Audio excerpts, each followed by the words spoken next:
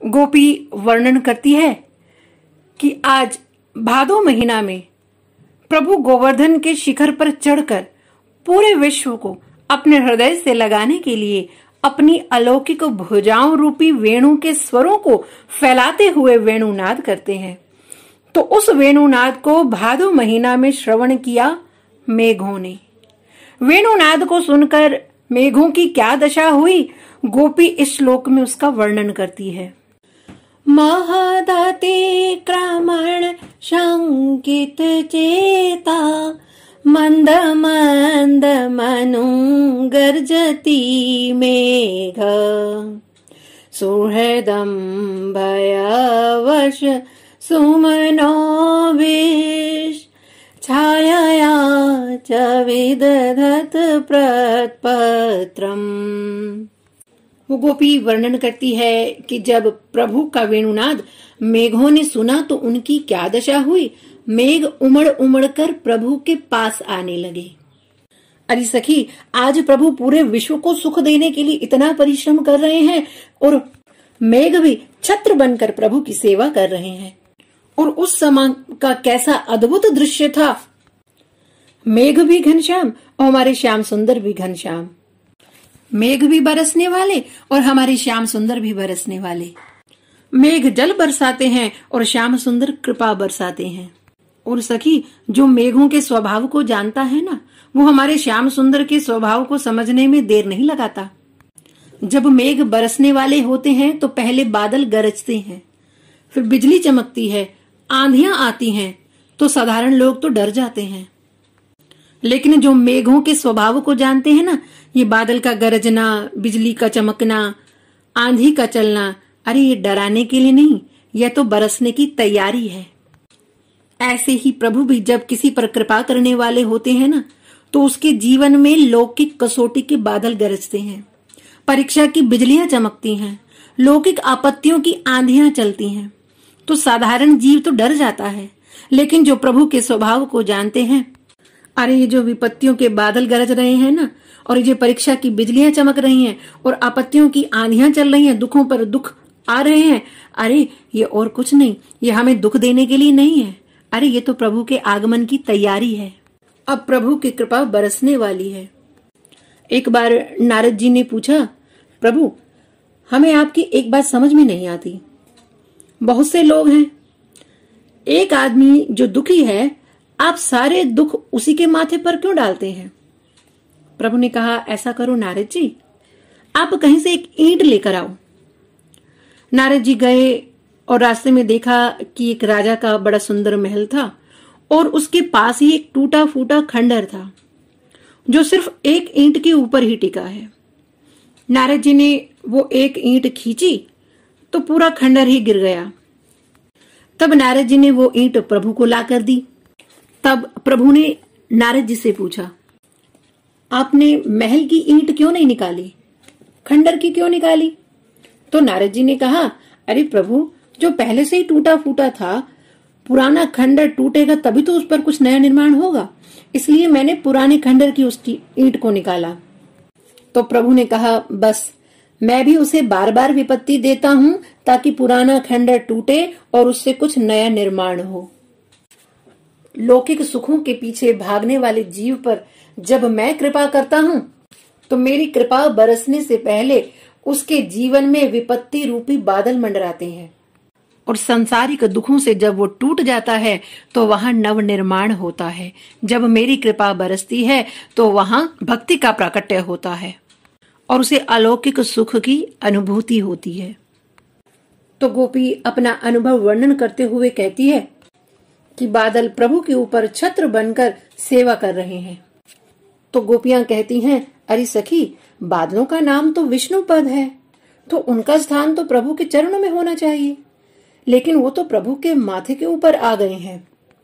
तब वो गोपी कहती है, अरे सखी, ये बादल हैं तो प्रभु के सेवक, इनका स्थान तो प्रभु के चरणों में ही है, पर जब कोई प्रियजन पधारता है तो उनके माथे पर छत्र रख दिया जाता है ना, इसलिए ये बादल प्रभु के माथे पर छत्र बनकर सेवा कर रहे हैं।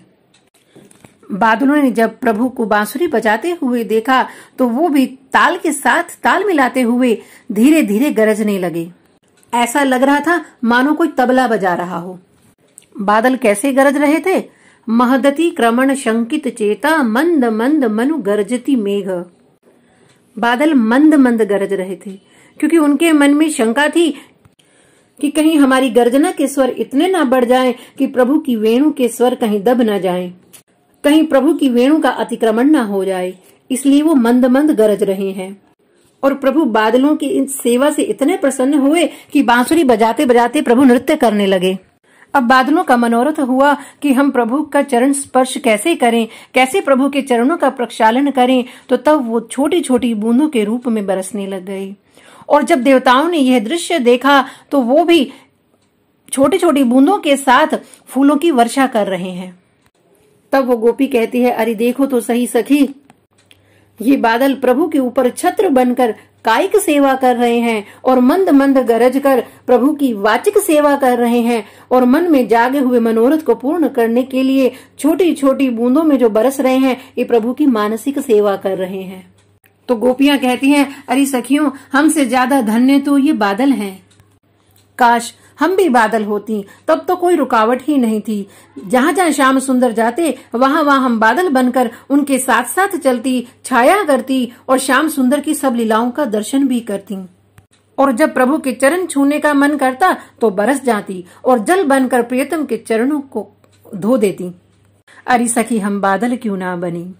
अरे सखी, धन्य है ये मेघ जिन्होंने वेणुनाद श्रवण करके प्रभु पर अपने आप को ही न्यौछावर कर दिया। अरे सखी, ये तो मेघ हैं। जब मेघों की ऐसी दशा हो गई, हम तो फिर भी स्त्री हैं, तो हमारी दशा क्या होती होगी।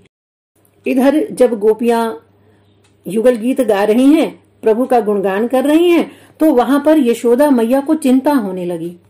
अरे लाला गाय चराने गया हुआ है, अभी तक आया नहीं, देर क्यों हो गई। अरे रोज तो गोपियां इस समय घर पे आ जाती थी लाला का संदेशा लेकर, लेकिन आज गोपियां भी अभी तक नहीं आई हैं। अरे ये गोपियां कहाँ हैं। और उन्हें ढूंढते हुए मैया वहां पहुंच गई जहां सब गोपियां प्रभु का गुणगान कर रही थी। और तब सब गोपियां एकदम खड़ी हो गई, घूंघट निकाल लिया। अरे मैया, आप यहाँ कैसे। तो मैया ने कहा, अरे अभी मैंने सुना कि तुम मेरे लाला की बात कर रहे हो, तो मुझे देखकर चुप क्यों हो गई। मेरे सामने गाओ, मैं भी यहीं बैठती हूँ। अब इस अगले श्लोक में तो गोपी गीत गाने का ढंग ही बदल जाता है। क्यों? क्योंकि सामने यशोदा मैया बैठी हुई है। तो एक गोपी अश्विन महीने की लीला का अपना अनुभव वर्णन करते हुए कहती है, विविध गोप चरणेषु विदग्धो वेणुवाद्युरुधा निज शिक्षा तव सुत सती यदाधर बिंबे दत्त वेणुरनयत स्वर जाति। संस्कृत में सती शब्द का अर्थ होता है तपस्वी स्त्री। यशोदा मैया से गोपियां कहती हैं, अरे मैया, आपने कितना तप किया होगा जो आपको ऐसा लाला हुआ है। अरे ऐसा लाला तो आपकी तपस्या का ही फल है। तव सुत सती। अभी तक गोपियां संबोधन कर रही थी, हे सखी हमारे प्रियतम। अब संबोधन क्या देती हैं? तव सुता, मैया आपका लाला। तो गोपियां कहती हैं, अरे मैया, आपका लाला ऐसा अनूठा है। मैया, आपको तो ये बालक ही लगता है, पर हम जानती हैं ये कैसा है। अरे मैया, ऐसी कौन सी कला है जो इसे ना आती हो। हर कला में प्रवीण है। अब आप ही देखो कितनी सुंदर वेणु बजाता है। अरे बांसुरी बजाना इसने किसी से सीखा नहीं। वेणु वाद्य उरुधा निज शिक्षा। अरे ये तो स्वयं ही सीखा है। अरे मैया, आपने देखा नहीं था कैसे काली के फन पर वेणु बजाता हुआ नृत्य कर रहा था।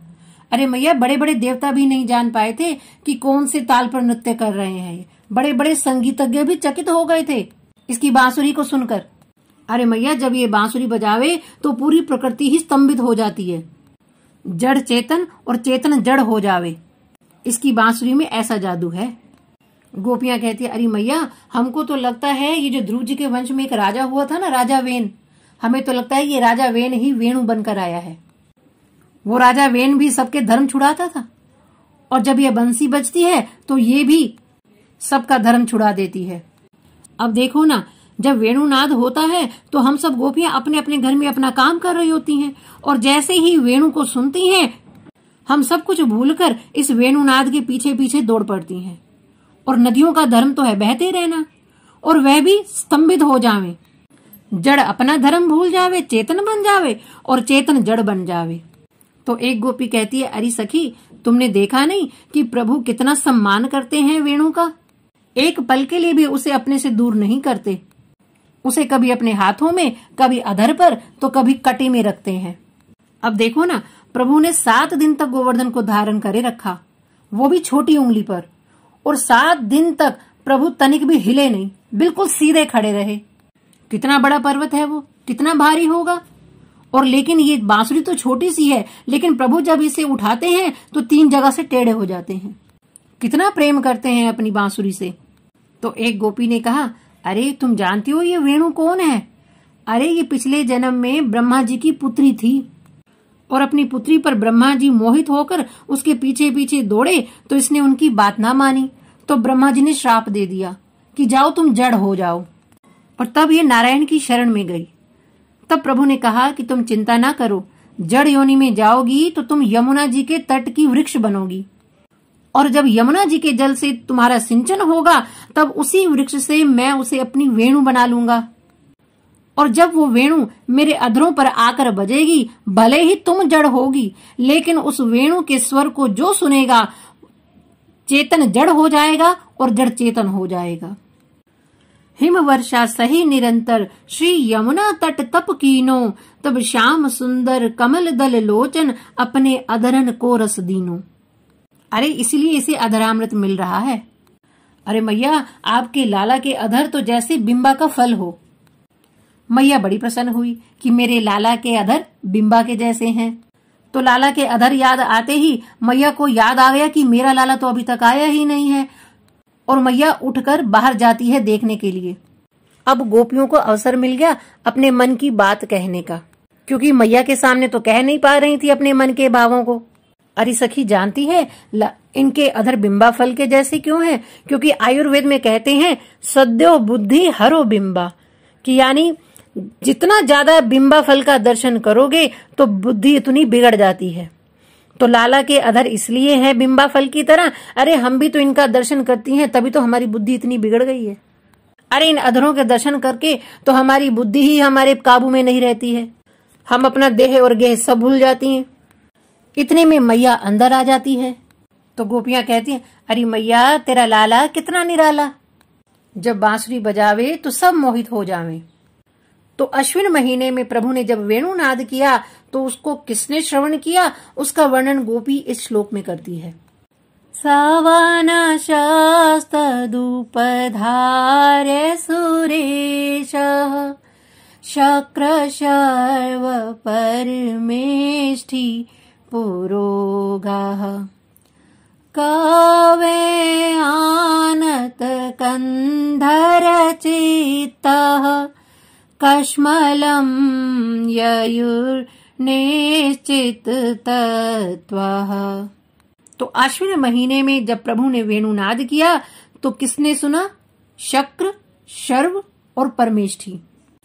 शक्र कहते हैं इंद्र को, और शर्व कहते हैं शिव जी को, और परमेष्ठी कहते हैं ब्रह्मा जी को। तो अश्विन महीने में वेणुनाद श्रवण किया इंद्र, शिव जी और ब्रह्मा जी ने।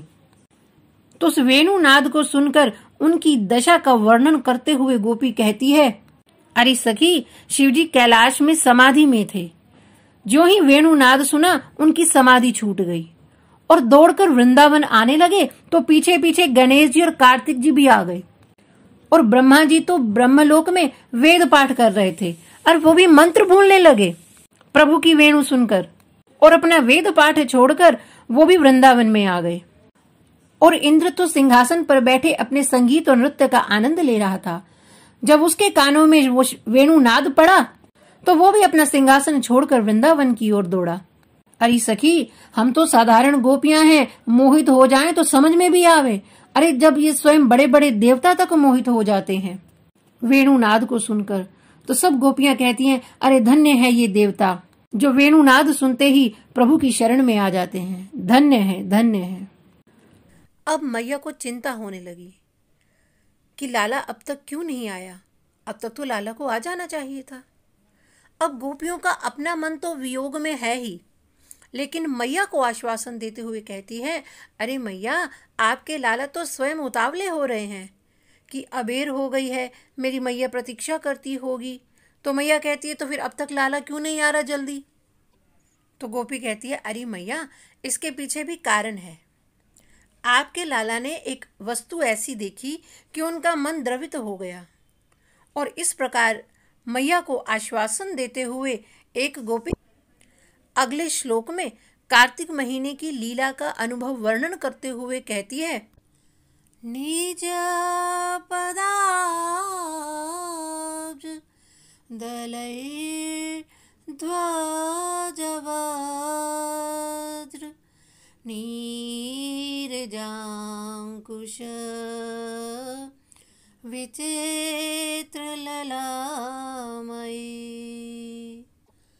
व्रजभुवशमन्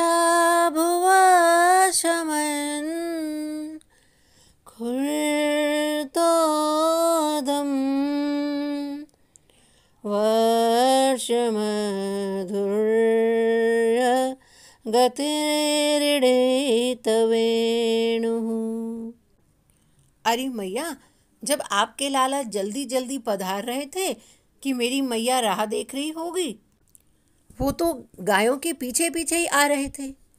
तो क्या देखा कि तेज दौड़ने से गायों के खुर से भूमि में गड्ढे पड़ गए हैं। और मैया भूमि के गड्ढों को देखकर उनका मन द्रवित हो गया।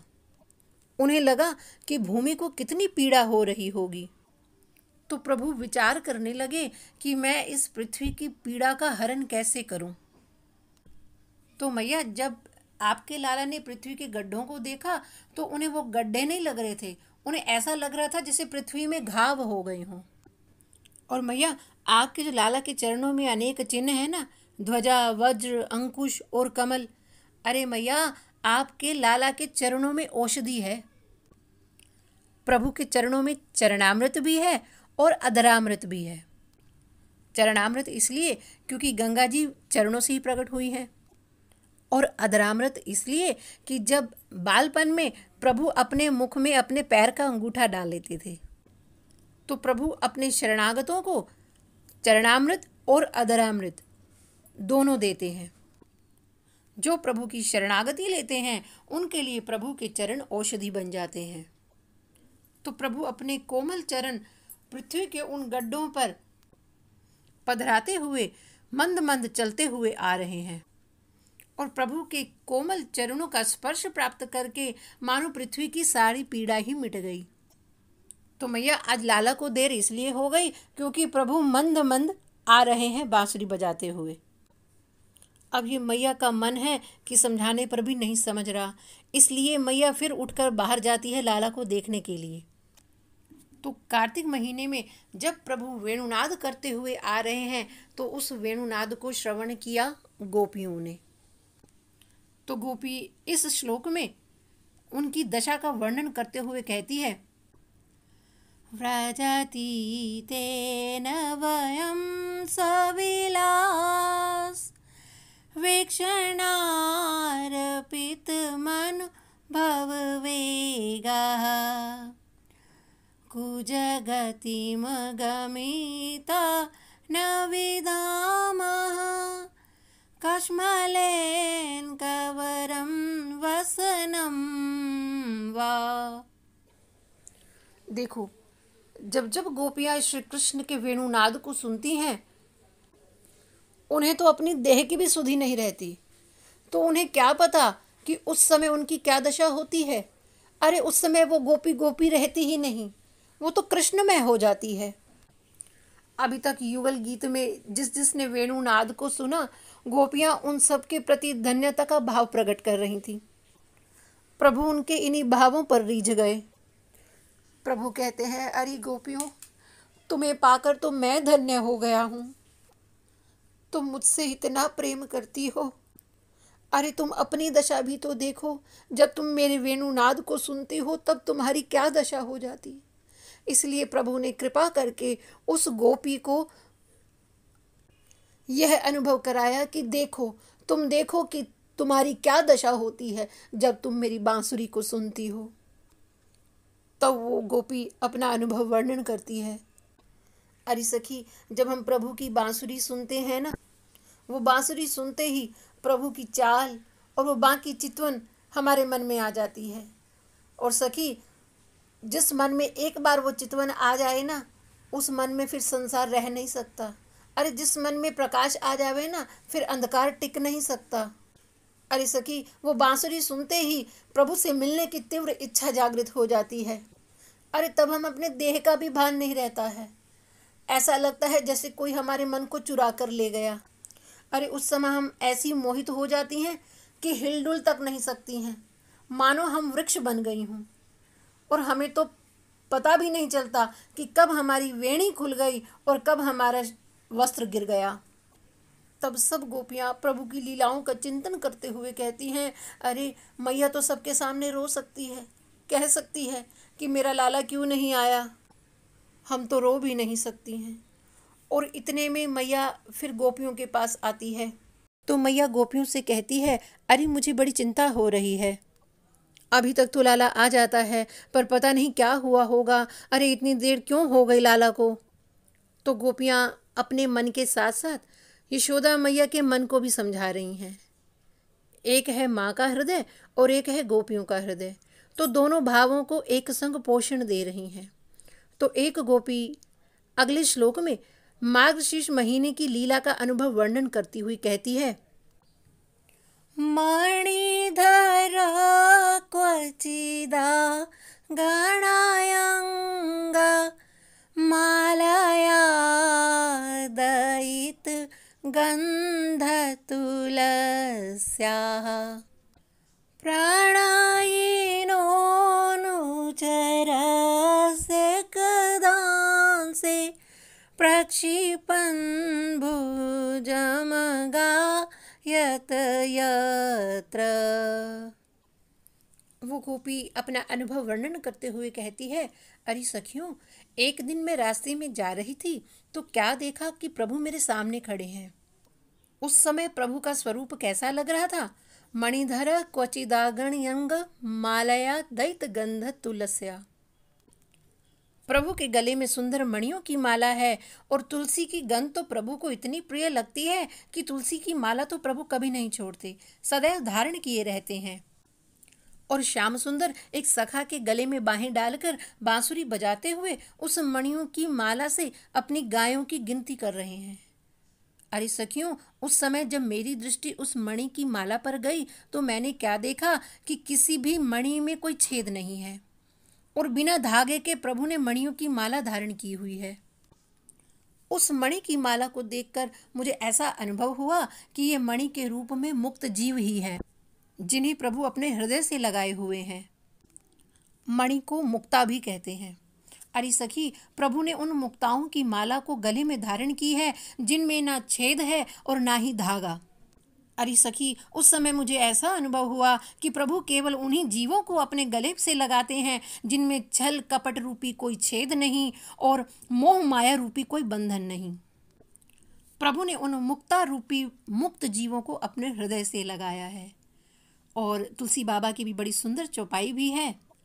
निर्मल मन जन सो मोहि पावा, मोहि कपट छल छिद्र न भावा। वो गोपी मैया को समझाती है, अरे मैया, जब आपका लाला सब गायों को चराने के लिए वन में ले जाता है ना, तो सब गैया हरी हरी घास चरने के लिए इधर उधर निकल जावें, और जब सांझ होने लगे तो सब गैया जो इधर उधर गई हुई थी सब वापस आ जाती हैं। तो आपका लाला जितनी गाय वन में ले जाता है ना, तो मैया उन सब का हिसाब आपके लाला के गले में जो मणियों की माला है ना, उनमें रहता है। उस माला में रंग बिरंगे मणि रहते हैं, कोई सफ़ेद तो कोई काला कोई लाल, तो कोई कत्थई रंग के मणि है उसमें। तो जब सफ़ेद रंग की गाय आ जावे तो लाला उस सफ़ेद मणका को फेरते हैं, और कोई काले रंग की गाय आ जावे तो प्रभु फिर काला मणका फेरते हैं। ऐसे ही प्रभु एक एक गाय को याद करके उस माला का एक एक मणका फेरते हैं। और मैया कोई कोई गाय तो हरी घास पाने के लिए बहुत दूर निकल जाती है, और जब तक वो गाय वापस नहीं आती तो आपके लाला को चिंता होने लगती है। अरे अंधेरा होने वाला है, घना जंगल है, अरे कहीं मेरी गाय भटक ना जाए। तो उसे ढूंढने के लिए प्रभु वेणुनाद करते हैं। तो उस वेणुनाद का पीछा करते करते वो गाय लाला के पास आ जावे। तो मैया आपका लाला अपनी मणियों की माला का एक एक मन का पूरा नहीं फेर लेते, तब तक कैसे वापस आवे, इसलिए उन्हें देर हो जाती है। वो गोपी अपना अनुभव वर्णन करते हुए कहती है, अरे सखियों, जानती हो वो कौन सी गैया है जो बहुत दूर निकल गई है? उनमें से एक गाय का नाम है सुरसा और एक का नाम है सुकर्णा।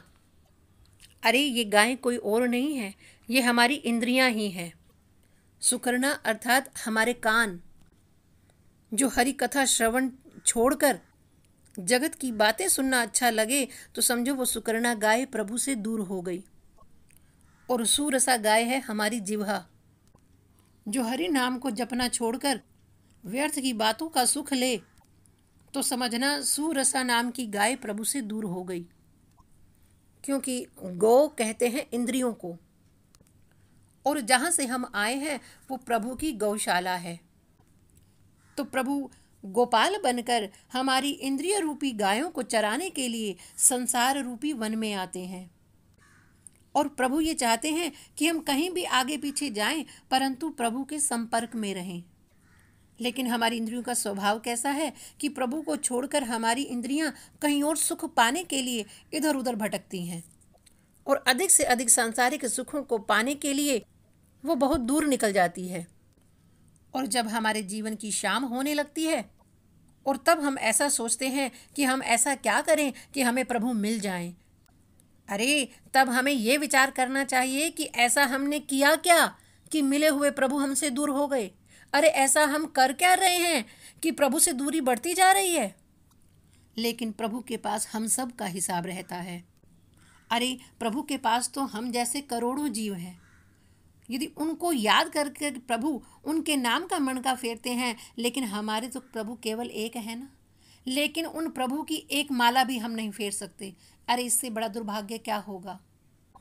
अरे कहीं ऐसा ना हो कि संसारिक सुखों के पीछे भागते भागते हमारे जीवन की कहीं शाम ना हो जाए, और अंधेरा होते ही हम ऐसे खो जाएं जहां वापस आने की कोई गुंजाइश ना हो, और 84 के चक्कर में फंस जाएं। इसलिए दौड़ो, लेकिन दौड़ते हुए नज़र हमेशा सूर्य पर रखो कि न जाने कब जीवन की शाम हो जाए, इसलिए शाम से पहले हम अपने घर वापस आ जाएं। अरे इसके लिए हमें कुछ करना नहीं है। अरे सांसारिक धर्म निभाते हुए हम केवल प्रभु की शरणागति ले लें। अरे हम प्रभु से अपना कोई ना कोई संबंध जोड़ लें, और जिस दिन हमने प्रभु की शरणागति ले ली तो समझना कि हमारे नाम की गाय भी प्रभु की गौशाला में आ गई है। और प्रभु की गौशाला की जितनी भी गायें हैं ना, उन सब का हिसाब प्रभु के पास रहता है। और एक बार जब हम प्रभु से अपना संबंध बना लेते हैं, अरे हम जीव वो संबंध को भूल भी जाएं, लेकिन वो परमात्मा उस संबंध को कभी नहीं भूलता है। भले ही वो प्रभु से दूर हो जाए, लेकिन प्रभु उससे कभी दूर नहीं होते हैं। हाँ, प्रभु उसे ढील देते जरूर हैं, लेकिन डोर कभी नहीं काटते। इसलिए वो एक भजन भी है ना, सतगुरु मैं तेरी पतंग बाबा, मैं तेरी पतंग हवा विच उड़दी जावांगी, हवा विच उड़दी जावांगी, साइयां डोर हथों छड्डी ना मैं कट्टी जावांगी। ओ सतगुरु मैं तेरी पतंग बाबा, मैं तेरी पतंग। पतंग उड़ाने वाला पतंग जब उड़ाता है तो पतंग उससे दूर होती जाती है, और जब उसे लगता है कि कोई खींच लेगा, कोई काट लेगा, तो डोर खींचकर उस पतंग को अपने पास कर लेता है। ऐसे ही प्रभु की शरण जिसने एक बार ले ली तो प्रभु उसे ढील तो देते हैं, तो समय आने पर किसकी डोर कब कहाँ कैसे खींचनी है ये प्रभु को अच्छी तरह आता है। तो प्रभु अपनी गायों को ढूंढते हुए जब वेणुनाद करते हैं तो उस वेणुनाद के स्वर किसने श्रवण किए उसकी चर्चा हम कल करते हैं। तब तक हरये नमः, हरये नमः, हरये नमः। जय सिया राम।